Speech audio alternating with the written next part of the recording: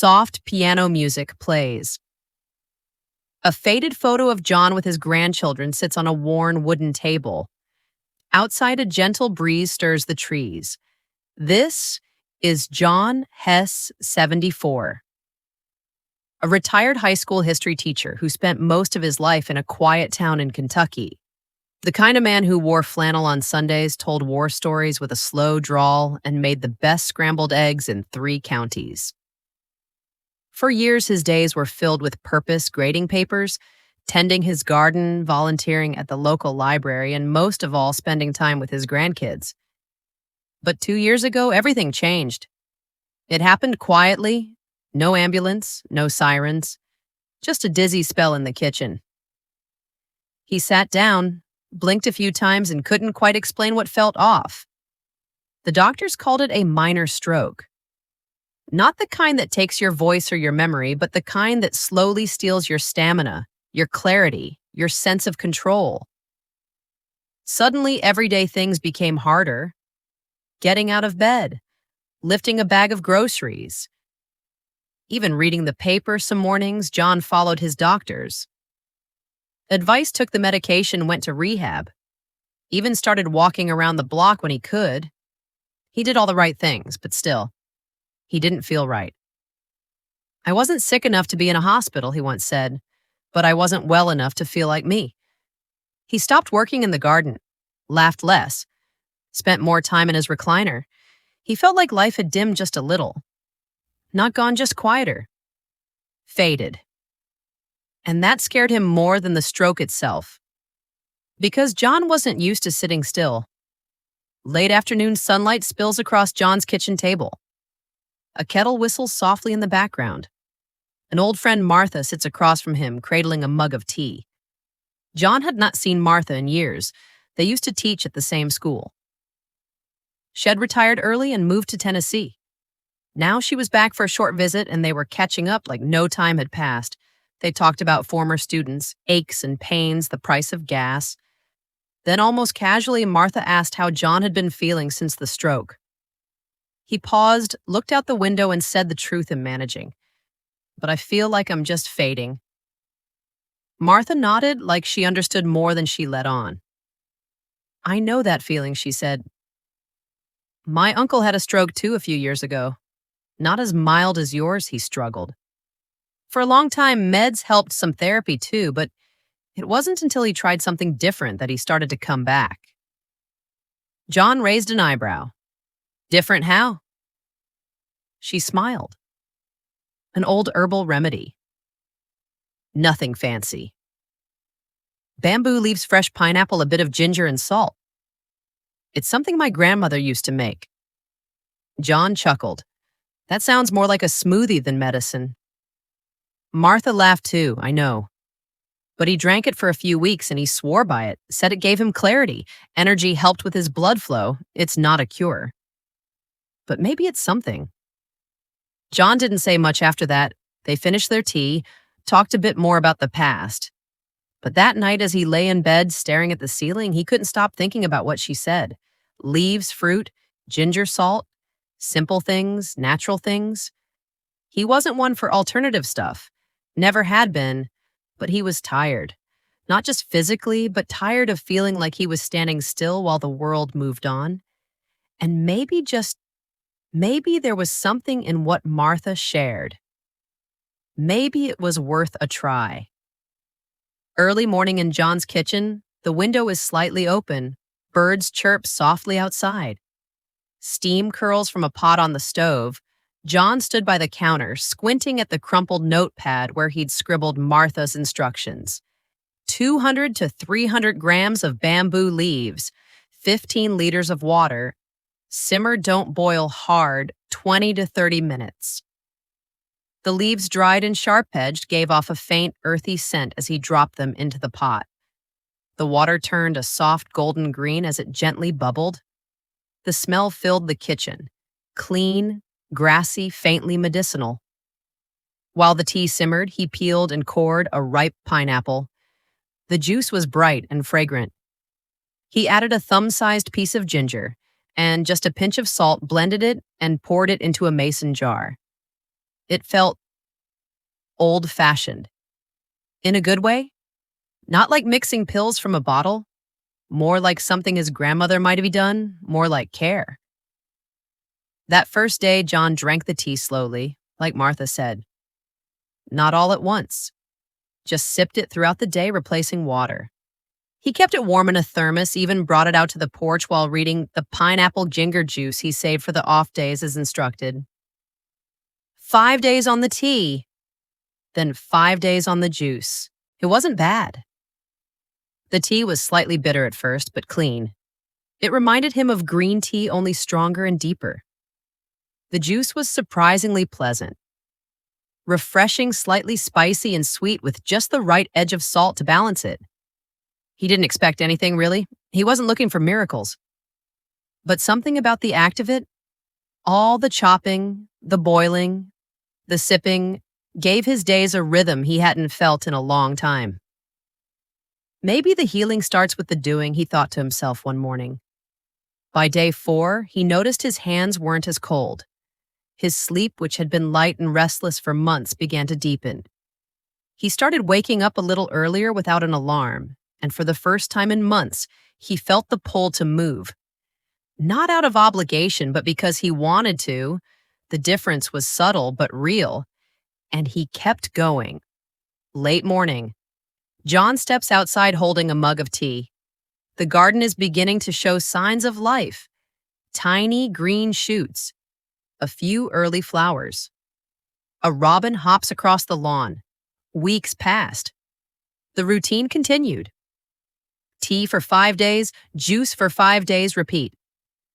It wasn't complicated, it wasn't fast, but it was steady, and in that steadiness, something began to shift.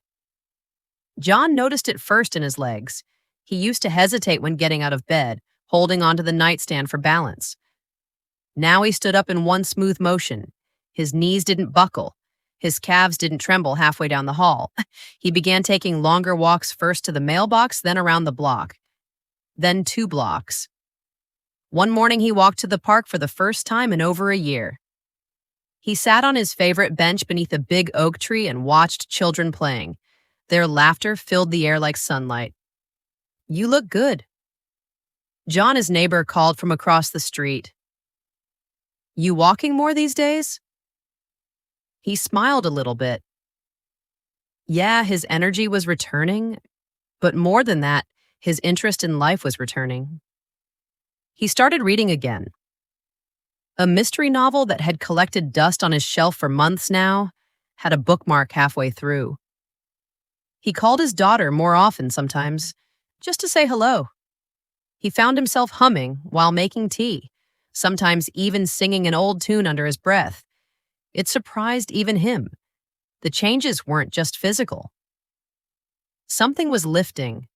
The heaviness that had settled in his chest since the stroke, the quiet sense of defeat. The fear that this was as good as it would get was slowly dissolving. One day he caught himself dancing just a few steps while waiting for the tea to finish simmering. He laughed alone in the kitchen. "Well, look at you," he said to his reflection in the microwave door. At his next doctor's appointment, the results spoke volumes. His blood pressure had stabilized. His cholesterol was slightly lower. His heart rhythm was steadier. His gait was stronger. But what truly caught the doctor's attention was John himself. "You seem brighter," she said, looking over her glasses. "More present." "How are you really feeling?" John thought for a second, then replied, "Like I'm finally in motion again." She nodded. "Whatever you're doing, keep doing it." And he did. He began tending to his garden again, tomatoes, basil, mint. The soil felt good in his hands. Purposeful, he invited his grandkids over on weekends to help plant seedlings. They giggled while watering the flowers, and John showed them how to gently pat the soil. "Nature heals us," he told them, "and we take care of it right back." Even his sleep had transformed. No more tossing and turning. No more 3 a.m. stares at the ceiling, just deep, uninterrupted rest. He wasn't racing back to who he was. He was moving forward slowly, mindfully toward someone new. Someone softened by the journey, but strengthened by it too. And for John, that was more than enough. A Saturday afternoon, the backyard is alive with color, fresh herbs in pots, tomato vines beginning to climb. John is at the grill apron on his grandkids running barefoot across the lawn. For the first time in over a year, John hosted a family barbecue. It wasn't a big deal. Just his daughter, her husband, the grandkids, and a couple of neighbors. But for John, it meant everything. He hadn't felt confident enough to cook for others in months. The thought of standing at the grill, timing the burgers, making small talk, it all used to feel too overwhelming. But today it felt right. He moved with ease, checked the charcoal, flipped the patties, poured lemonade for the kids. His daughter watched him quietly from the patio. "You look like yourself again." "Dad," she said, her voice thick with emotion. John looked up, smiled, and simply said, "I feel like myself again." Later that evening, after everyone had gone home and the yard had grown quiet, John sat in his favorite chair under the porch light. His youngest granddaughter came outside barefoot holding 2 mugs of tea, one for him, one for her, filled with warm water and honey. "This is your special tea, right, Grandpa?" she asked, climbing up beside him. He nodded. "It helps me stay strong." She sipped hers, wrinkled her nose. "Mine needs sugar," she giggled. They sat in silence for a few moments, watching fireflies dance in the twilight. "You're not tired all the time anymore," she said softly, leaning her head against his arm. John swallowed hard, emotion catching in his throat. "No, sweetheart, not anymore." Word started to spread. He wasn't trying to convert anyone, but people noticed the change. The neighbor from across the street asked what kind of rehab program he was on. The cashier at the grocery store commented on how spry he looked. Even his old fishing buddy Tom raised an eyebrow when John outpaced him on a morning walk. So he started sharing the routine. Quietly, respectfully.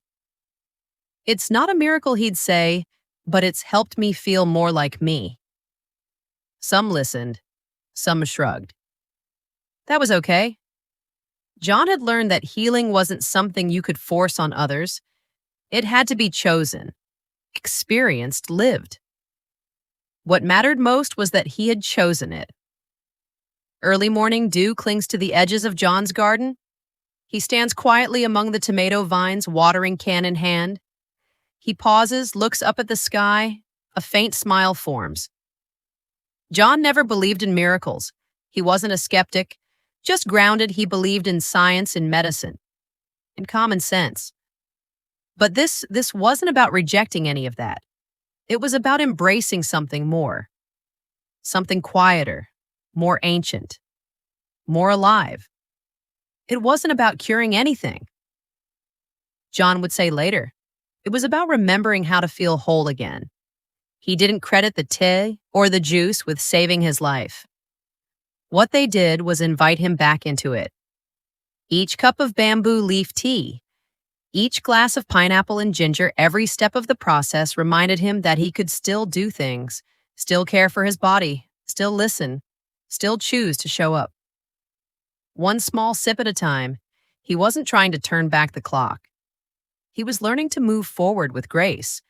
His body, once stiff and uncertain, now moved with quiet confidence. His mind, once fogged with fatigue, felt clear, and his spirit, once heavy with doubt, had lightened. "Some days I still feel the ache," he said, "but now I have the strength to walk through it." John waves at the camera with a warm smile, stepping off his porch as the sun rises behind him. Sometimes, he says, nature still has something left to give, especially if we're willing to listen. Have you or someone you love ever tried a natural remedy like this? We'd love to hear your story. Share it in the comments below. Your words may be the encouragement someone else needs. If John's journey resonated with you, give this story a like, hit subscribe, and follow us for more quiet stories of healing, hope, and the power of nature.